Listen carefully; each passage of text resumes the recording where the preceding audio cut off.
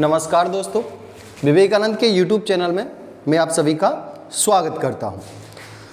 अपनी last class में जो थे हम संसद पर चर्चा कर रहे थे, तो आइए इस चर्चा को और आगे बढ़ाते हैं और आज हम चर्चा करेंगे संसद के सत्र या अधिवेशन। संसद के सत्र या अधिवेशनों पर।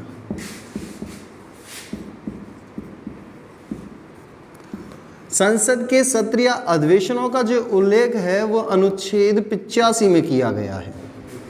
कहां पर है जी? अनुच्छेद 85 में। अनुच्छेद 85 में ये उल्लेखित किया गया है कि राष्ट्रपति संसद के सत्र को बुलाएगा। राष्ट्रपति संसद सत्र बुलाएगा तथा सत्र का सत्रावसान करेगा। सत्रावसान का मतलब होता है सत्र समाप्ति की घोषणा करना। तो अनुच्छेद 85 के तहत राष्ट्रपति के द्वारा संसद के सत्र को आहूत किया जाएगा। आहूत का मतलब होता है बुलाना, तथा राष्ट्रपति संसद के सत्र का क्या करेगा? सत्रावसान करेगा, यानी कि सत्र समाप्ति की घोषणा। नेक्स्ट आगे बात करें तो एक साल में संसद के न्यूनतम 2 सत्र बुलाना अनिवार्य होता है। कितने सत्र बुलाने होंगे? 2 सत्र। कम से कम 1 वर्ष के अंतर्गत संसद के 2 सत्रों को आयोजित करना अनिवार्य होता है। ठीक जी।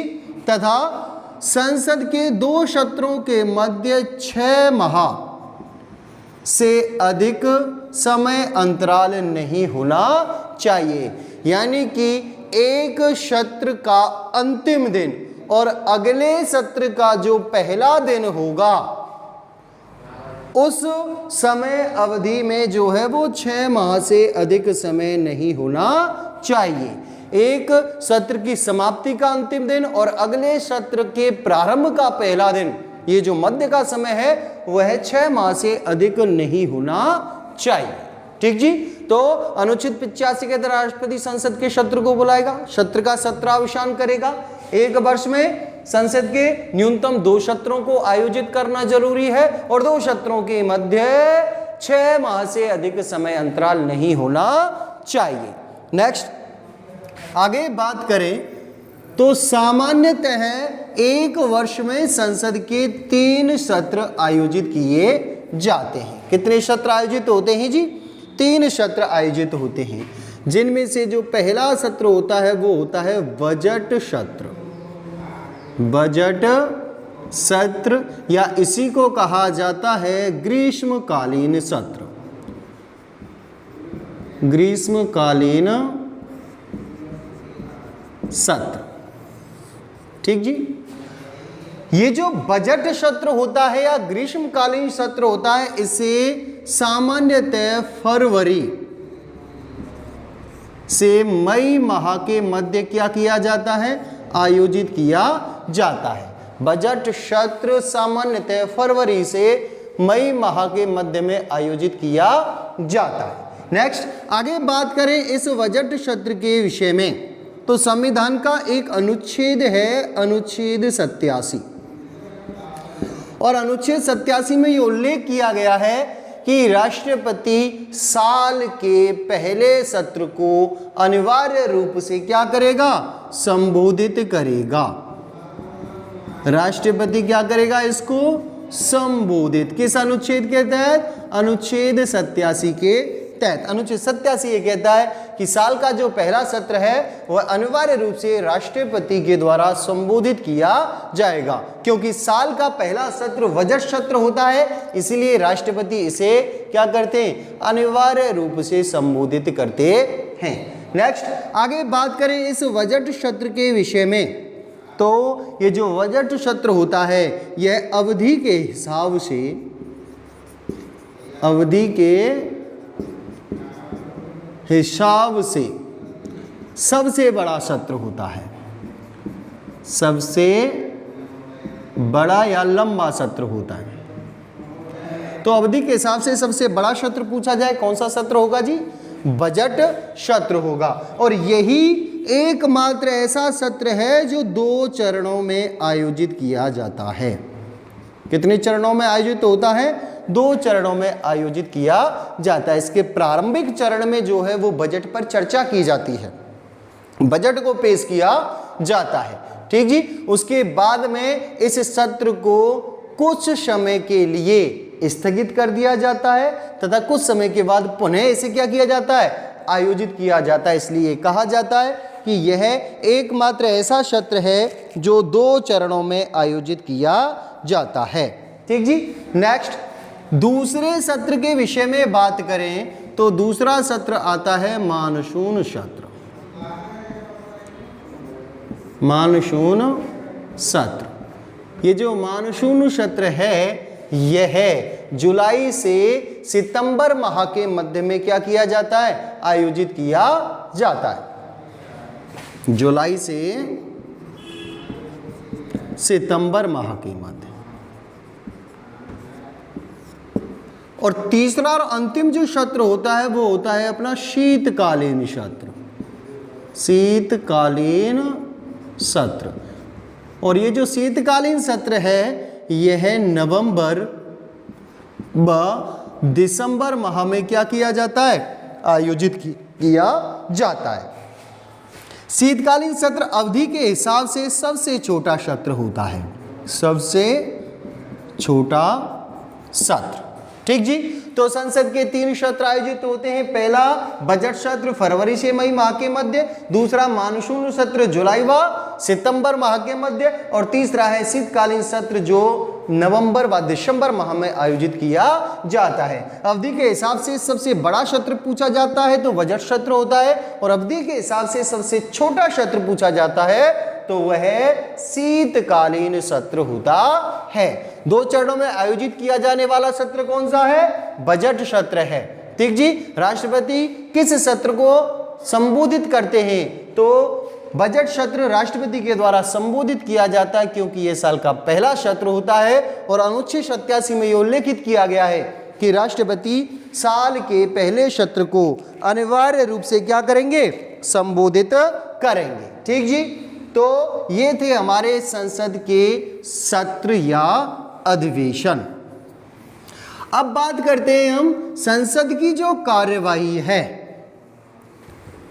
वह कितने बजे प्रारंभ होती है और क्या उसकी प्रक्रिया होती है, ठीक जी। तो संसद की कार्यवाही के अंतर्गत जो हमें सबसे प्रथम कालांश देखने को मिलता है वो होता है प्रश्न काल का। कौन सा होता है? प्रश्न काल। प्रश्न काल का जो संसद में समय होता है वह है 11 से 12 बजे के मध्य। प्रश्न काल कितने बजे आयोजित किया जाता है संसद में? 11 से 12 बजे के मध्य में, ठीक जी। नेक्स्ट आगे बात करें तो ये जो प्रश्न काल है यह संसद में प्रतिदिन आयोजित नहीं किया जाता, ठीक जी।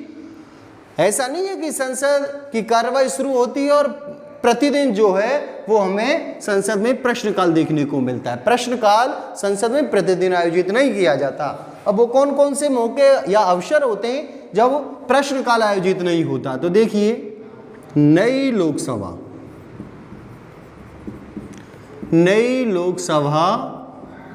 का प्रथम सत्र,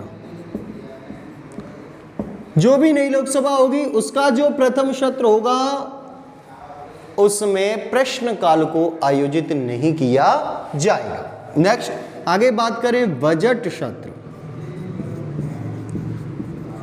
बजट सत्र के दौरान भी प्रश्नकाल आयोजित नहीं किया जाता और सप्ताह के 2 दिन होते हैं, शनिवार व रविवार। सप्ताह के इन 2 दिनों में भी प्रश्नकाल को आयोजित नहीं किया जाता, ठीक जी। तो प्रश्नकाल नई लोकसभा के प्रथम सत्र, बजट सत्र शनिवार व रविवार को आयोजित नहीं किया जाता है, ठीक जी। क्यों नहीं किया जाता है? नई लोकसभा का प्रथम सत्र है, भाई नई सरकार का गठन हुआ है। अब प्रश्न जो है वो मंत्रियों से पूछे जाते हैं उनके कार्य के विषय में। अभी तो लोकसभा का गठन ही हुआ है, मंत्रियों ने अभी कार्य करना प्रारंभ नहीं किया है, तो उनसे प्रश्न क्या पूछे जाएंगे। इसीलिए नई लोकसभा का जो सत्र होता है उसमें प्रश्नकाल को आयोजित नहीं किया जाता। नेक्स्ट आगे हम बात करें, प्रश्नकाल के दौरान जो है वो 3 प्रकार के प्रश्न पूछे जाते हैं। कितने प्रकार के प्रश्न पूछे जाते हैं जी? 3 प्रकार। क्या कह सकते हैं? संसद के अंतर्गत प्रश्नों के 3 प्रकार होते हैं, जिनमें से पहला जो प्रकार होता है वो होता है तारांकित प्रश्न। तारांकित प्रश्न, जैसा इसके नाम से हमें ज्ञात हो रहा है, वह प्रश्न जिस पर स्टार अंकित होता है तारांकित प्रश्न कहलाता है। इन प्रश्नों की क्या विशेषता होती है? तो तारांकित प्रश्न जो है वह या इन प्रश्नों का जवाब मंत्री मौखिक रूप से देता है। इन प्रश्नों का जवाब मंत्री कैसे देगा? मौखिक रूप से देगा। और इन प्रश्नों के दौरान जो है वो पूरक प्रश्न पूछे जा सकते हैं। कैसे प्रश्न पूछे जा सकते हैं? पूरक प्रश्न। अब बात करें ये पूरक प्रश्न क्या होते हैं। मान के चलिए मंत्री से कोई एक प्रश्न पूछा गया और मंत्री उसका जवाब मौखिक रूप से सदन के समक्ष पेश कर रहा है, तो ऐसी स्थिति में उसी प्रश्न से संबंधित अन्य प्रश्न सदन में मंत्री के समक्ष पेश किए जा सकते हैं। उसी प्रश्न से संबंधित जो अन्य प्रश्न होंगे वही प्रश्न क्या कहलाते हैं? पूरक प्रश्न कहलाते हैं। ठीक जी। आगे बात करें, इन तारांकित प्रश्नों की सूचना जो है वह 15 दिन पहले देनी होती है।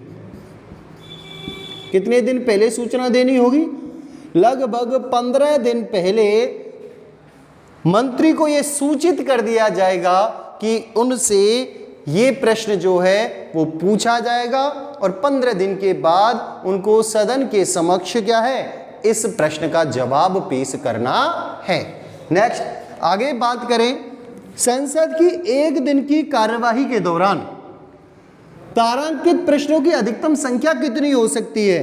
तो संसद की 1 दिन की कार्यवाही के दौरान अधिकतम 20 तारांकित प्रश्न किए जा सकते हैं। 20 से अधिक तारांकित प्रश्न नहीं किए जा सकते। ठीक जी। चलिए साहब नेक्स्ट आगे दूसरे प्रकार का जो प्रश्न है वो प्रश्न होता है अपना अतारांकित प्रश्न।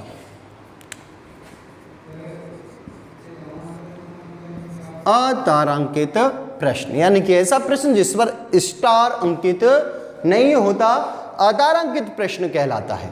इन प्रश्नों की क्या विशेषता होती है?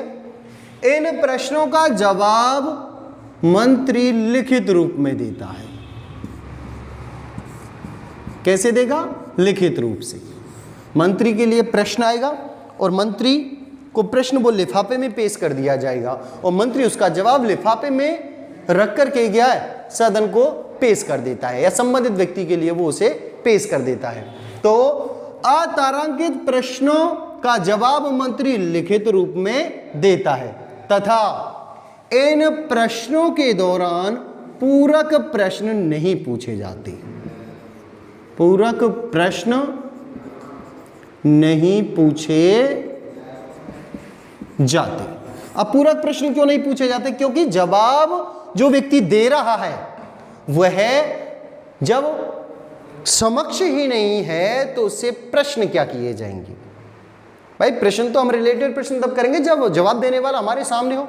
जो जवाब देने वाला ही हमारे सामने नहीं है तो हम पूरक प्रश्न नहीं कर सकते। आगे बात करें, इन प्रश्नों की सूचना भी कितने दिन पहले देनी होती है?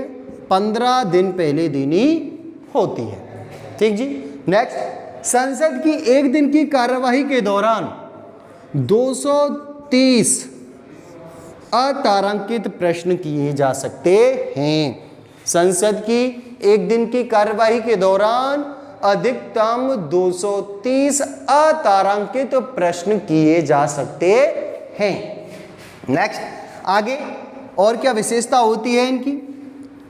संसद का कोई एक सदस्य अधिकतम 5 अतारांकित प्रश्न पूछ सकता है। ऐसा नहीं है कि कोई एक ही व्यक्ति 230 प्रश्नों को एक ही दिन में पूछ ले। संसद का जो एक सदस्य होगा वह एक दिन में अधिकतम 5 ही अतारांकित प्रश्न पूछ सकता है, इससे ज्यादा प्रश्न नहीं पूछे जाएंगे। ठीक जी, ये था अपना दूसरे प्रकार का प्रश्न। नेक्स्ट, आगे बात करते हैं तीसरे प्रकार के प्रश्न के विषय में। तीसरे प्रकार का प्रश्न कौन सा होता है? तो तीसरे प्रकार का प्रश्न है अल्प सूचनात्मक प्रश्न। अल्प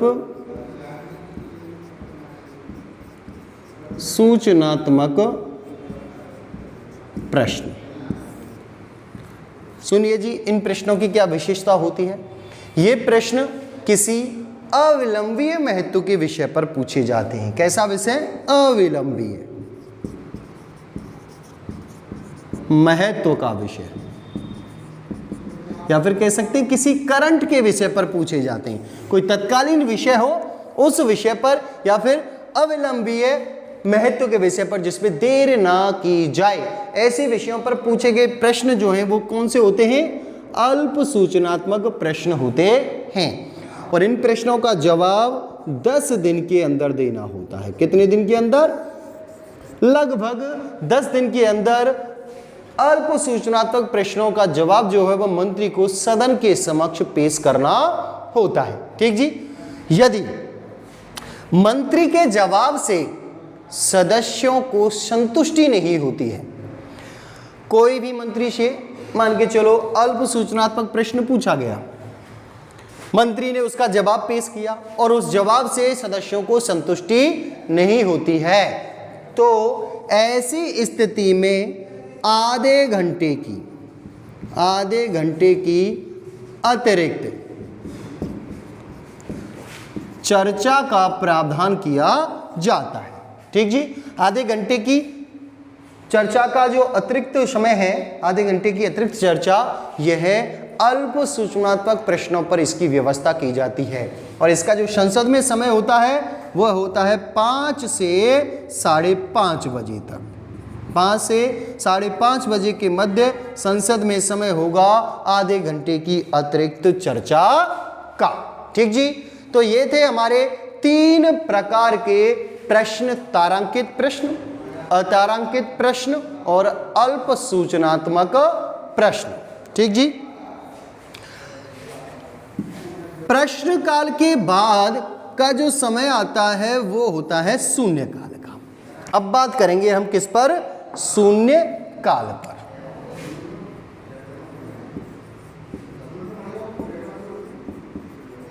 ठीक जी, प्रश्नकाल समाप्त होता है 12 बजे और जैसे ही संसद में 12 बजते हैं तो कौन सा काल शुरू हो जाता है? शून्य काल। यानी कि प्रश्नकाल के बाद ठीक 12 बजे कौन सा काल शुरू होगा? शून्य काल।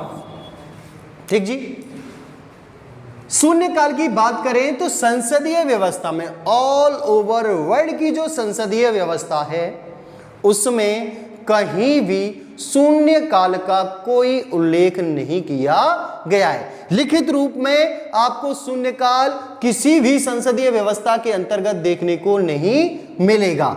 और संसदीय व्यवस्था को यह जो शून्य काल है यह किसकी देन है? भारत की देन है। 1960 के दशक में ऐसा हुआ कि पहली बार, ठीक जी, पहले तो ये जान लेते कि शून्य काल में होता क्या है। शून्य काल के दौरान जो है वो मंत्रियों से बिना पूर्व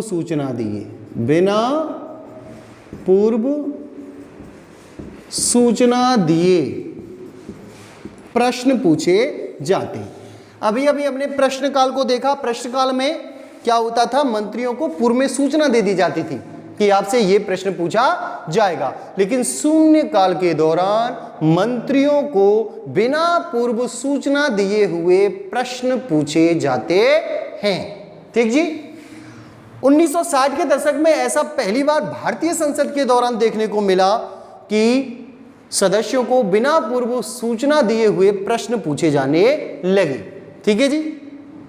धीरे धीरे ये प्रतिदिन इसी प्रकार का रिवाज के रूप में शुरू हो गया। प्रतिदिन ऐसा ही होता कि जैसे ही 12 बजते प्रश्नकाल समाप्त होता तो तुरंत मंत्रियों से क्या था, बिना पूर्व सूचना दिए हुए प्रश्न पूछे जाने लगे।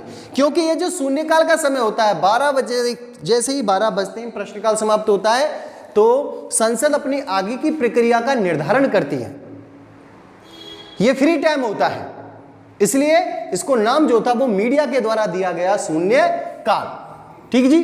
क्योंकि 12 बजते ही संसद अपनी आगे की प्रक्रिया का निर्धारण करती है, ये फ्री समय होता है। लेकिन परंपरा के रूप में यह प्रारंभ कर दिया गया 1960 के दशक में। मंत्रियों से बिना पूर्व सूचना दिए हुए प्रश्न पूछे जाने लगे।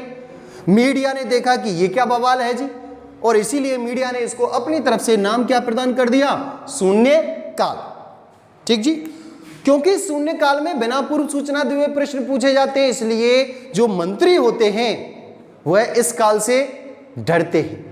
क्या पता ना जाने कौन सा प्रश्न पूछ लिया जाए। भाई प्रश्न काल में प्रश्न पूछा जाता था, पूर्व में सूचना होती थी, आप प्रश्न का जवाब जो है वो आराम से तैयार करके ला सकते हो। लेकिन अचानक से यदि प्रश्न पूछे जा रहे हैं तो उनका जवाब देने में जो है वो मंत्री हिचकिचाते हैं। ठीक है जी। इसीलिए लोकसभा के अध्यक्ष थे, नाम था सोमनाथ चटर्जी।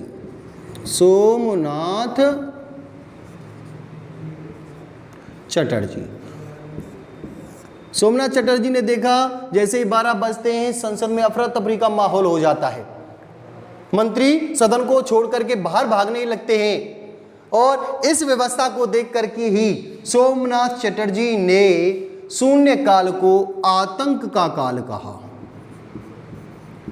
आतंक का काल। तो शून्य काल को आतंक का काल नाम किसके द्वारा दिया गया, सोमनाथ चटर्जी के द्वारा। शून्य काल कब प्रारंभ होता है, 12 बजे या फिर प्रश्न काल के तुरंत बाद। शून्य काल में होता क्या है, मंत्रियों से बिना पूर्व सूचना दिए हुए प्रश्न पूछे जाते हैं। शून्यकाल संसदीय व्यवस्था को किसकी देन है, तो शून्यकाल संसदीय व्यवस्था को भारत की देन है। ठीक जी।